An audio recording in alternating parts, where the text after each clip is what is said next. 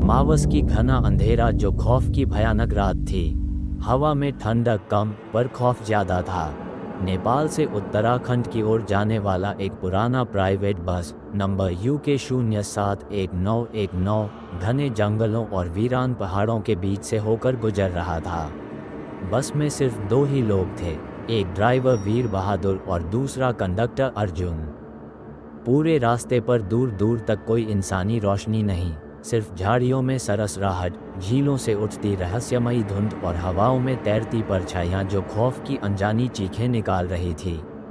जैसे जैसे बस आगे बढ़ती गई, कुछ आकृतियाँ, अधूरे चेहरे, उल्टे पाँवों वाली परछाइयाँ और लंबे बालों वाली औरतें पेड़ों के पीछे से झांकती रहीं।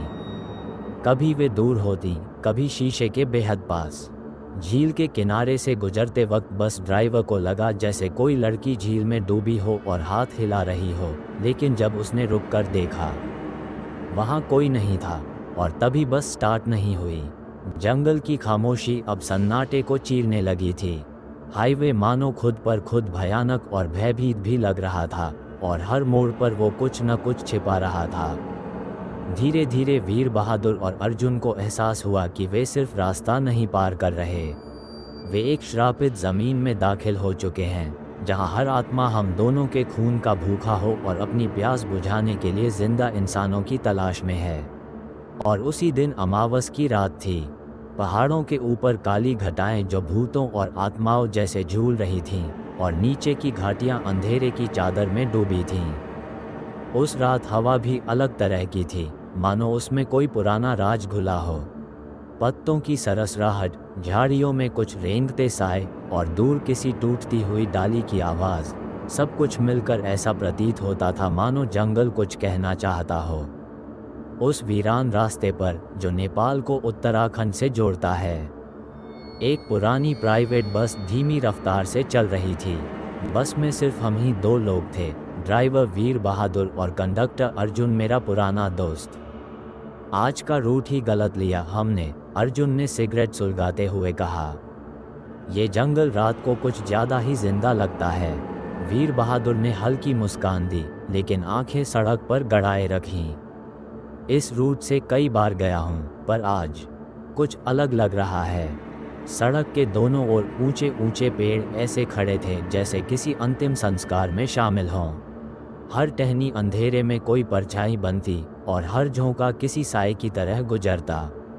बस की हेडलाइट्स धुंध को चीरती हुई आगे बढ़ रही थीं, मगर अजीब बात यह थी कि वो रोशनी कुछ दूर जाकर मानो निगल ली जाती, मानो कोई अदृश्य पर्दा उस प्रकाश को चूस लेता हो। कुछ मिनटों बाद बस के सामने से एक आकृति भागी तेजी से, पर धुंधली सी दिखी थी। क्या वो हिरन था? अर्जुन ने चौंकते हुए पूछा। वीर बहादुर ने सिर हिलाया, नहीं, वो इंसानी साया था, उल्टे पांव। अर्जुन ने तुरंत खिड़की का पर्दा गिरा दिया।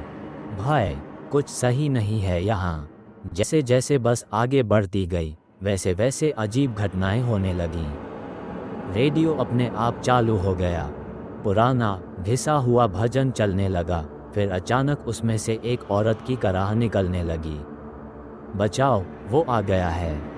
वीर बहादुर ने तुरंत रेडियो बंद किया, पर उसका स्विच टूटा हुआ मिला। अब बस एक संकरी सड़क से गुजर रही थी, जिसके एक ओर गहरी खाई और दूसरी ओर एक काली झील थी। झील से रह रहकर सफ़ेद धुएं जैसी परछाइयाँ उठतीं और हवा में गायब हो जातीं। रुको, वीर बहादुर ने अचानक कहा और बस रोक दी। क्या हुआ? देख अर्जुन, झील में कोई लड़की है, हाथ हिला रही है। दोनों ने झील की ओर देखा। वहाँ वाकई कोई आकृति थी, एक लड़की जो पानी में कमर तक डूबी थी और दोनों हाथों से इशारा कर रही थी। उसका चेहरा दिखाई नहीं दे रहा था, लेकिन बाल लंबे और भीगे हुए थे। कोई मुसीबत में है?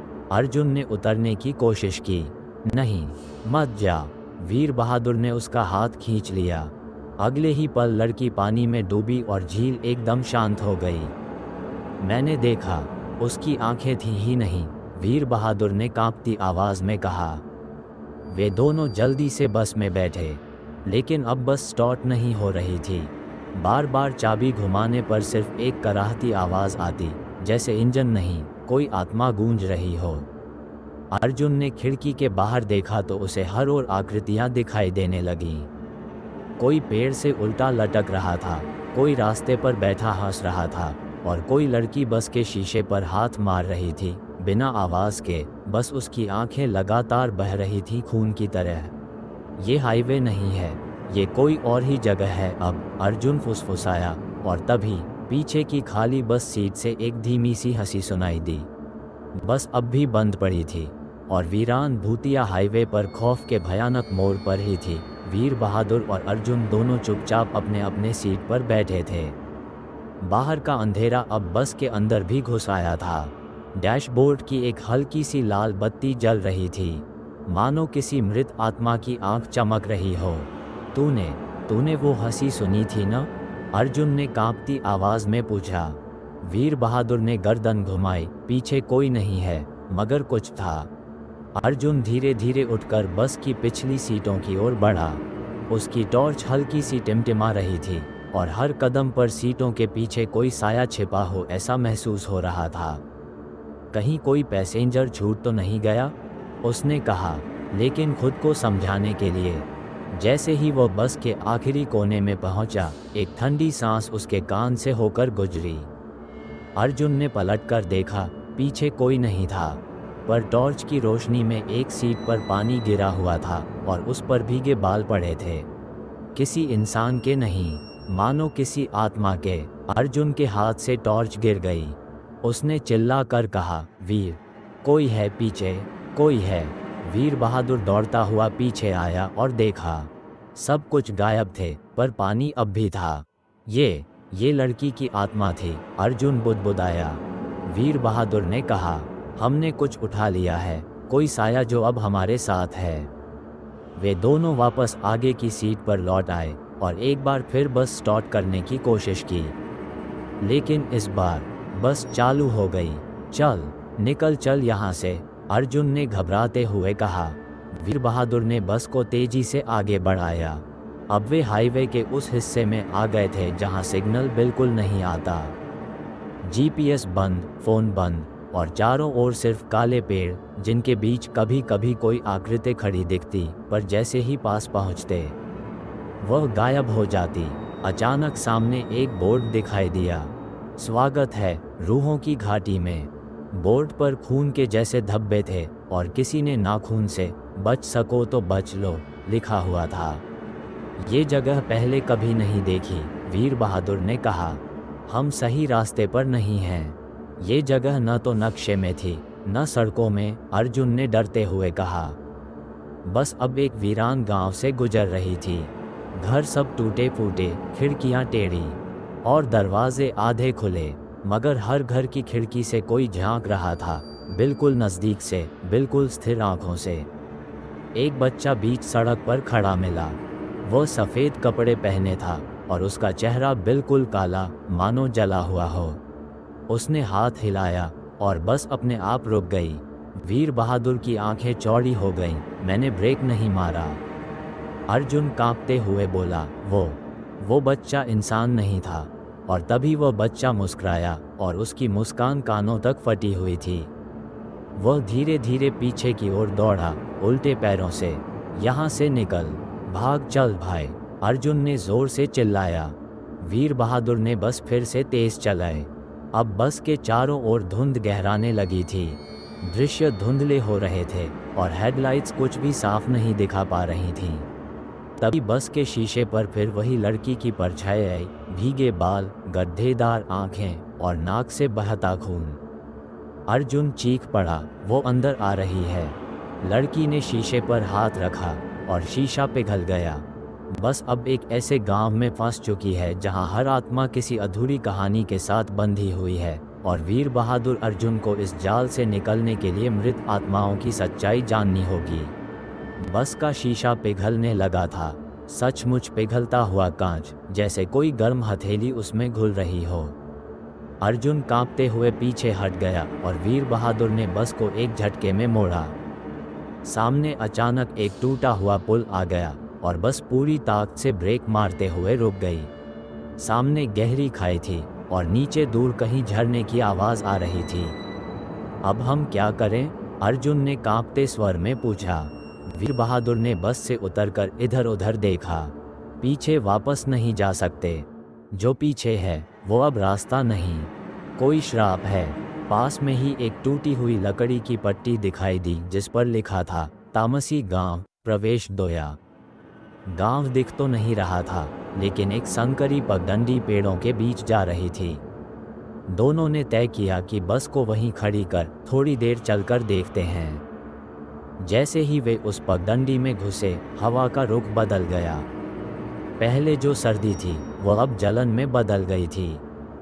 हर कदम पर जमीन से धुएं की पतली लकीर उठती और पैरों को छूती। ऐसा लग रहा था मानो जमीन के नीचे कुछ उबल रहा हो। कुछ दूर चलने के बाद वे एक पुराने जर्जर गांव में पहुंचे। चारों ओर छप्पर वाले मकान, सूखी कुएं की रस्सियां और दरवाज़ों पर नीम की सूखी डालियां लटकी थीं। मगर हर घर में कोई न कोई खड़ा था। कोई अधूरी आंखों वाला बूढ़ा, कोई ज़मीन पर रेंगती औरत और कोई जो दीवार में आधा गड़ा हुआ था, जैसे मौत अधूरी छू कर गई हो। अर्जुन ने धीमे स्वर में कहा, इनमें से कोई भी इंसान नहीं है। एक घर के पास एक बूढ़ी औरत दिखाई दी। उसने आवाज़ दी, आ गए तुम, अमावस के दूत। वीर बहादुर और अर्जुन चौंक गए। हम बस वाले हैं, वीर बहादुर बोला। तुम ही तो लाए हो न उस बस में उसे? वह औरत फुसफुसाई। किसे? अर्जुन ने घबरा कर पूछा। औरत ने कांपती उंगली से उनकी बस की दिशा में इशारा किया। वो जो मर कर भी तुम्हारी सवारी बन गई है, तुमने उसे झील से उठाया। अब वो तुम्हें छोड़ेगी नहीं। पर हम तो, अर्जुन कुछ कह ही रहा था कि पीछे से एक औरत की चीख सुनाई दी। वे दोनों पलटे। वही झील वाली लड़की अब गांव में खड़ी थी। उसका चेहरा और ज़्यादा सड़ चुका था और बाल ज़मीन तक घिसटते आ रहे थे। उसकी आंखों से अब काले आंसू निकल रहे थे। बूढ़ी औरत चिल्लाई, भागो, वो अब खुद को इस गांव में बांधने आए हैं। वीर बहादुर और अर्जुन जान बचाकर दौड़े। वे गांव के बीचों बीच बने एक पुराने मंदिर की ओर भागे, जिसकी दीवारों पर स्याह रंग से कुछ तांत्रिक आकृतियां बनी थीं। मंदिर के अंदर एक पत्थर की मूर्ति थी, शिव के तीसरे नेत्र वाली, लेकिन उसका चेहरा किसी ने खरोंच कर मिटा दिया था। मूर्ति के सामने एक पुराना पुजारी बैठा था जो मरा हुआ दिखता था, लेकिन उसकी आंखें खुली थीं। पुजारी बोला, उस आत्मा का नाम नैनाशी है, वो इस गांव की थी। 100 साल पहले उसकी हत्या इन गांव वालों ने की थी, काली रात में झील के किनारे।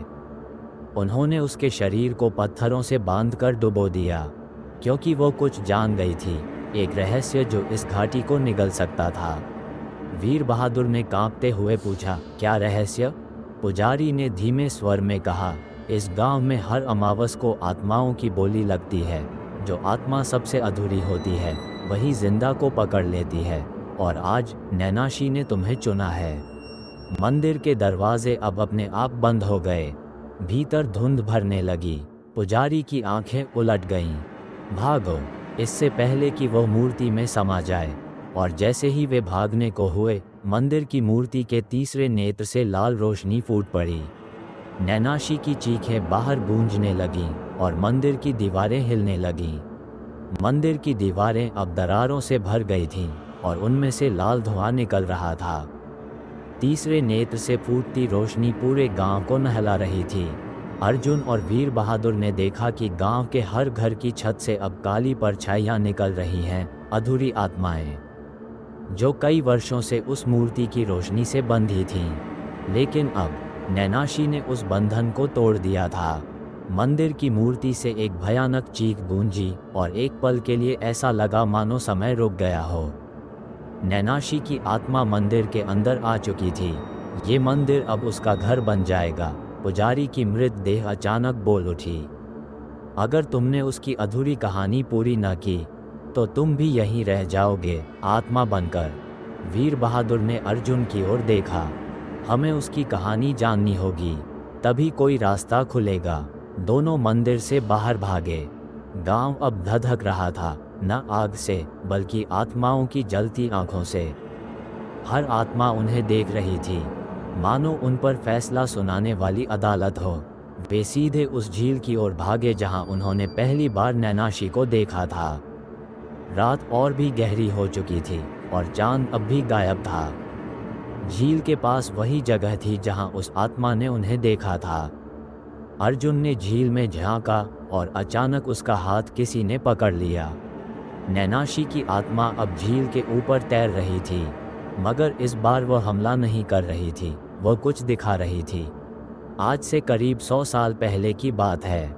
एक युवा लड़की नैनाशी गांव की एक आयुर्वेदिक वैद्या थी। वह झील के आसपास के पेड़ों और जड़ी बूटियों से इलाज करती थी। लेकिन एक दिन उसने देखा कि गांव का पुजारी और कुछ बुजुर्ग एक काले तंत्र की पूजा कर रहे हैं। वह पूजा आत्माओं को बंदी बनाने की थी। उस गांव को वर्षों से आत्माओं की शक्ति से जोड़ा गया था, तंत्र मंत्र से। आत्माओं को बांधकर गांव वाले उनका प्रयोग करते थे, बीमारी दूर करने से लेकर दुश्मनों को मारने तक। नैनाशी ने ये राज जान लिया था। वह चुप न रही, उसने विरोध किया और यह कहने लगी कि वह इस रहस्य को बाहर की दुनिया में बताएगी। गांव वालों ने मिलकर उसे पकड़ लिया और उस रात, अमावस की रात, झील के किनारे पत्थरों से बांधकर उसके शरीर को डुबो दिया। उसकी आत्मा मरते समय यही कहती रही, मैं लौटूंगी और सबको मुक्ति दिलाऊंगी। अर्जुन और वीर बहादुर कांपते हुए पीछे हट गए। उन्होंने सब कुछ देख लिया था। उसे कभी शांति नहीं मिली। अर्जुन बुदबुदाया, वो पिशाच नहीं है, वो न्याय चाहती है, वीर बहादुर ने कहा। और तभी झील से एक काली आकृति निकली, वही पुजारी जो आत्माओं को बांधता था। तुमने उसकी कहानी देख ली, अब तुम जिंदा नहीं रह सकते, वो दहाड़ा। लेकिन नैनाशी अब उनके सामने आ खड़ी हुई और पहली बार उसका चेहरा साफ दिखा। आंखों में आंसू नहीं थे, सिर्फ आग थी। उसने हाथ उठाया और पुजारी की आत्मा चीखती हुई जल गई, उसी झील की आग में जो किसी और को दिखाई नहीं देती। पूरे गांव की हवाएं थम गईं। आत्माएं आसमान की ओर देखने लगीं। अब क्या हम जा सकते हैं? अर्जुन ने पूछा। नैनाशी की आत्मा ने सिर हिलाया और उसी पल झील के किनारे एक पत्थर सरका। वहां एक पुराना बक्सा निकला जिसमें एक सांप की आकृति वाला लोहे का ताबीज था। यह अंतिम द्वार की कुंजी है, नैनाशी की आवाज़ अर्जुन के मन में गूंजी। दोनों वापस बस के पास पहुंचे। बस अपने आप स्टार्ट हो गई थी। हेडलाइट अब उजली थी और सामने की सड़क बिल्कुल सीधी लग रही थी, मानो डर का पर्दा हट गया हो। जब उन्होंने ताबीज़ को बस के डैशबोर्ड पर रखा तो आसमान में चांद निकला और पहली बार पूरी घाटी रोशन हुई। गांव, आत्माएं, झील सब पीछे छूटते गए। बस अब सीधे रास्ते पर दौड़ रही थी। चांद ऊपर आ चुका था और घाटी की अंधेरी परछाइयां पीछे छूट रही थीं। वीर बहादुर और अर्जुन ने ताबीज़ डैशबोर्ड पर रखा था, जो हल्की नीली रोशनी में चमक रहा था। हवा अब भारी नहीं थी, मगर बहुत कुछ अब भी अधूरा था। सब खत्म हो गया है ना? अर्जुन ने थकते हुए पूछा। वीर बहादुर ने गहरी सांस ली। शायद, मगर मैं अब भी सोच रहा हूँ, उस बक्से में वही ताबीज़ क्यों था? क्या बस उसी से हम बच सकते थे? अर्जुन चुप रहा। बस के बाहर अब फिर से जंगल शुरू हो गए थे, लेकिन अब कोई परछाई नहीं थी। जीपीएस ने भी काम करना शुरू कर दिया था। मोबाइल नेटवर्क आ गया था। हम वापस असल दुनिया में हैं, अर्जुन ने धीरे से कहा। उन्होंने जीपीएस में गंतव्य चेक किया। उत्तराखंड का रास्ता बस 2 घंटे दूर था। लेकिन तभी बस की पिछली सीट से एक धीमा खड़खड़ाता स्वर आया, जैसे कोई फुसफुसा रहा हो। तुम अब भी साथ हो, लेकिन किसके साथ? अर्जुन और वीर बहादुर दोनों ने एक दूसरे की ओर देखा। तूने सुना? अर्जुन ने फुसफुसाया। हाँ, फिर से वही आवाज़। वीर बहादुर कांप गया। अर्जुन उठकर पीछे गया, इस बार धीरे धीरे, हर सीट को देखते हुए। कोई नहीं था, लेकिन आखिरी सीट पर एक आकृति बैठी थी। वह आकृति धीरे से खड़ी हुई, सफ़ेद साड़ी में, बिना चेहरा, सिर झुका हुआ। नैनाशी। अर्जुन की सांस थम गई, लेकिन आकृति ने सिर उठाया और वह नैनाशी नहीं थी। यह कोई और था। उसका चेहरा जला हुआ, आंखें सूनी और काले आंसू बहते हुए। उसने कहा, नैनाशी की मुक्ति हुई, मगर मैं भी उस झील में मारी गई थी। उससे पहले तुम कौन हो? अर्जुन ने कांपते हुए पूछा। वो बोली, जिस झील में तुमने नैनाशी को पाया, वहाँ मैं भी थी, मगर कोई मुझे कभी देख न सका। अब जब दरवाज़ा खुला, मैं भी आ गई हूँ। वह आकृति अचानक गायब हो गई, बस रुक गई। अब क्या हुआ? वीर बहादुर ने गाड़ी को देखा। इंजन बंद नहीं हुआ था, लेकिन बस अपने आप रुक गई थी। सामने एक बोर्ड पर लिखा था, स्वागत है आपका अमावस की घाट में। अर्जुन फुसफुसाया, हमने सोचा था हम निकल आए हैं, मगर शायद हम उस दरवाजे से और गहराई में चले आए हैं। वीर बहादुर ने जोर से कहा, नहीं, अब नहीं, अब और नहीं। लेकिन तभी ताबीज़ से नीली रोशनी गायब हो गई और वो दरक कर 2 टुकड़ों में टूट गया। उसके टूटते ही हवा फिर भारी हो गई। हेडलाइट की रोशनी कम होने लगी और शीशों पर धुंध जमने लगी। उसने हमें मुक्ति नहीं दी, उसने बस दरवाज़ा खोला था और दूसरे भी आ गए। अर्जुन कांप रहा था। बस के अंदर अब दरवाजे अपने आप खुलने लगे। हर दरवाजे से कोई परछाई चढ़ रही थी, अधूरी, टूटती सी आत्माएं। हर एक के चेहरे पर अलग अलग दर्द, किसी की आंख निकली हुई, किसी की छाती में खंजर, किसी की जुबान कटी। वो सब एक ही बात कह रहे थे, अब हमारी बारी है। वीर बहादुर और अर्जुन पीछे हटते रहे, आगे भागे, लेकिन बस का गेट अपने आप बंद हो गया। शीशों पर लिखा था, अमावस की सवारी कभी पूरी नहीं होती।